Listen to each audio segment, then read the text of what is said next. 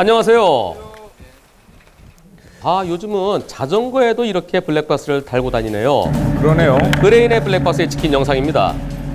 제일 끝에 차로를 주행하고 있는데요. 갑자기 넘어졌습니다.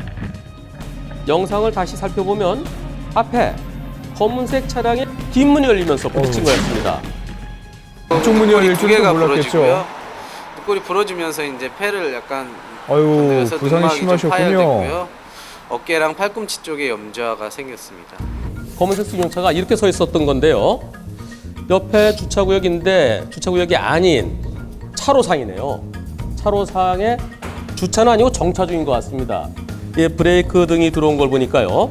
자전거가 똑바로 오다가 이 승용차를 보고 피해간다 가는데 갑자기 문이 열린 겁니다. 자, 이번 사고 처리 잘 되고 있습니까? 보험사에서는 9대1 정도라고 말씀하셨습니다.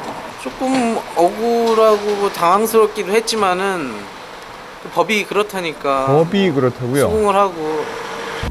이 차가 차로상에 서 있죠. 그리고 브레이크 등이 들어와 있습니다. 그렇다면 잠깐 서서 문이 열릴 가능성을 생각해 볼 수 있는 거 아닌가요?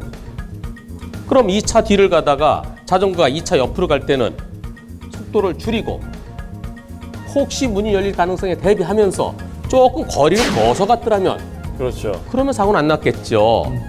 이 승용차에 바짝 붙어간 거, 그게 자전거의 잘못입니다. 자전거에게 10%가 실은 인정될 수 있어 보이는데요. 만일 이번 사고가 이처럼 차로상에 서 있던 차, 정차 중인 차와 부딪힌 게 아니라 이 주차 구획선에 서 있던 차, 여기는 아무런 등도 안 들어왔습니다. 아무런 등도 안 들어왔다는 사람이 없다는 얘기죠.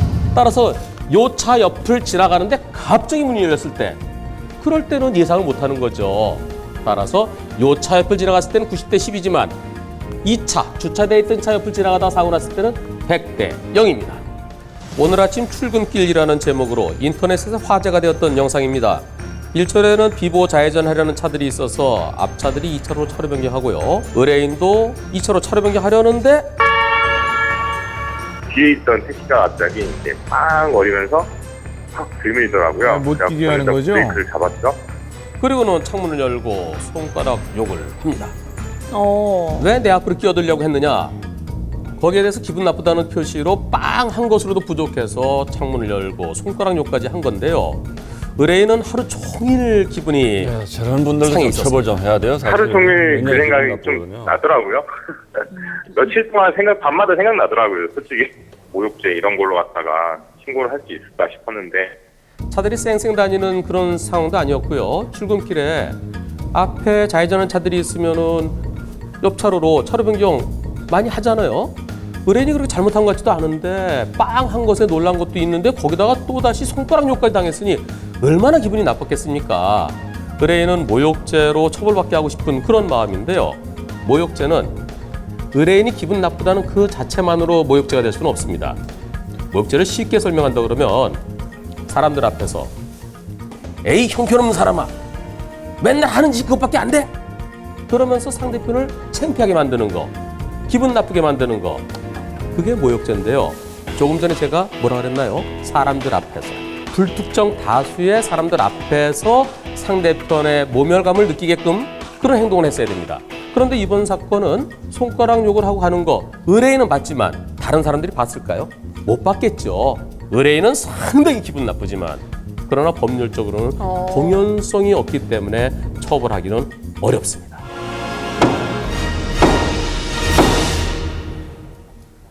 무더운 여름의 어느 날 모 어린이 학원의 통원버스 풍경입니다. 대여섯 살 정도 된 어린아이 13명을 태우고 학원에 가고 있었는데요. 학원에 도착해서 인솔교사는 아이들을 데리고 학원으로 들어갔고 학원차의 운전자는 학원에서 10km 정도 떨어진 주차장에 버스를 주차시켰습니다. 문을 잠그고 자리를 떠나는데요. 그런데 학원에서 아이들 출석을 점검하다 보니까 한 아이가 비는 겁니다. 아이를 찾아서 한참 헤매다가 5시간 만에 혹시나 하는 마음에 주차되어 있는 학원 버스를 열어보니 그 제일 뒷좌석 끝에 어린아이가 잠들어 있다가 사망한 상태였습니다. 알고 보니 학원 버스 제일 뒷좌석 끝에 아이가 잠들어 있었는데 인솔교사가 확인치 못하고 그냥 내렸고 더운 여름날 떼약볕 밑에서 고온의 열사병으로 질식해서 사망한 건데요. 이 사건에 대해 사망한 아이의 유족들은 보험사에 손해배상을 청구했고 보험사 측은 학원체 운행 중에 일어난 교통사고도 아니고 차 안에서 자다가 질식사한 것이기 때문에 보험사는 책임이 없다라고 맞섰습니다. 결과는 어떻게 나왔을까요?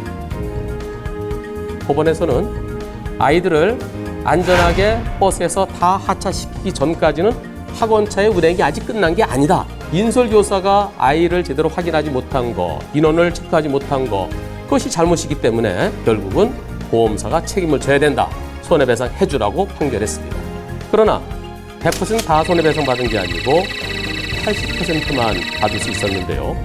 그 이유는 우리 아이가 혹시 차 안에서 잠들지 모르니까 학원에 도착해서 내릴 때 한 번 더 챙겨봐 주세요 라고 인솔교사에게 당부하지 못한 것, 그 점을 부모의 과실로 인정했습니다. 아이를 학원차에 태워 보냈으면 그때부터는 학원이 100% 책임을 져야지 왜 부모에게 20% 책임이 있다고 보느냐, 좀 이상하다라고 생각하실 시청자분들도 계실 겁니다. 하지만 여기에서 20%는 잘못했다는 게 아니라 조금만 더 조심했더라면 하는 약한 의미의 부주의를 말합니다. 따라서 혹시 우리 아이들이 평소에 잠이 많거나 감기 기운이 있을 때는 애들이 꼬박꼬박 졸기도 하잖아요. 그러한 상황이 있을 땐 꼭 학원 측에, 유치원 측에 우리 아이가 잠잘 수 있어요. 그러니까 내리기 전에 꼭 좀 챙겨봐 주세요 라고 당부하는 거 잊지 마십시다.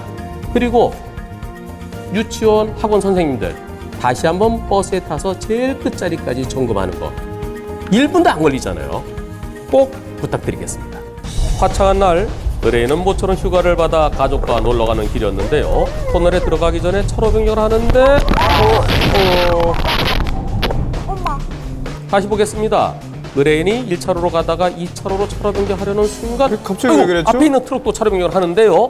그런데 왜 갑자기 들어왔다고 그러던가요? 앞차가 갑자기 급브레이크를 밟는 바람에 자기도 놀래서 뭐 이렇게 급브레이크를 밟았다. 아하, 그 트럭 앞에 가던 차량이 바로 이 차량인데요. 그 앞차가 브레이크 잡으니까 너무 가깝다, 부딪히겠다. 그래서 오른쪽 핸들 틀다가 부딪힌 거군요.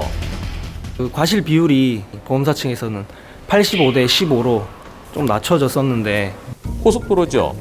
고속도로 시속 100km로 달리다가 앞차와의 간격이 얼마나 될까요? 한 10m, 15m? 충분한 거리를 두지 않은 상태에서 차로 변경을 시도했죠. 게다가 바로 앞에는 터널입니다. 터널은 차로 변경이 돼서는 안 되는 구간이죠. 차로 변경할 수 없는 터널 입구에 차로 변경한다는 거, 그 자체가 위험할 수 있습니다. 또 다른 측면에서는 앞차가 느리게 하니까 추월하려고 한 거 아니냐라는 지적도 나올 수 있는데요. 원래 추월을 하려면 왼쪽으로 가야 되죠. 근데 왜 오른쪽으로 추월하려고 했느냐, 이런 몇 가지 요인들 때문에 이번 사고는 의뢰인에게도 일부 잘못이 있어 보입니다. 따라서 보험사가 85대 15 얘기한다면 받아들이셔야 할 것 같습니다. 갑작스러운 교통사고로 인해 과실 비율이 궁금하십니까? 저희 몇 대 몇에 제보해 주십시오. 속 시원하게 풀어드리겠습니다.